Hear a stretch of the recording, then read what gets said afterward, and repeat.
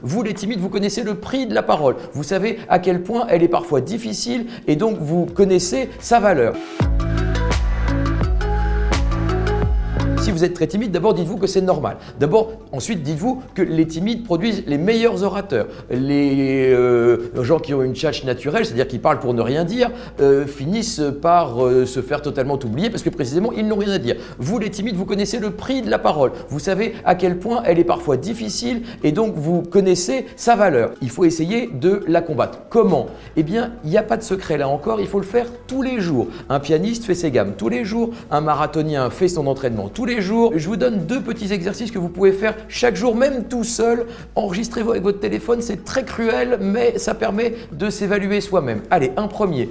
Faites une petite chronique radio. Comme si vous étiez à la radio, vous avez le bonheur d'avoir un micro devant vous et vous avez une chronique en 3 temps. Premièrement, un fait d'actualité que vous le choisissez, vous le racontez. La narration, c'est très important pour un orateur. Deuxièmement, vous l'analysez. Qu'est-ce qu'il révèle de l'état du monde? Et troisièmement, vous argumentez. Qu'est-ce que j'en pense? Voilà.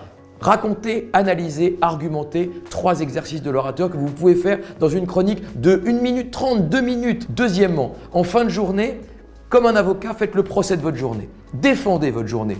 Pourquoi cette journée a été formidable? Pourquoi vous avez été formidable dans cette journée? Pourquoi les autres ont été formidables? Qu'est-ce qui vous a surpris? Qu'est-ce qui vous a amusé dans cette journée? Pourquoi l'environnement qui vous entoure a été formidable? Donc faites le procès de votre journée, venez défendre votre journée devant un tribunal et acquittez-vous vous-même parce qu'on n'est jamais si bien servi que par soi-même.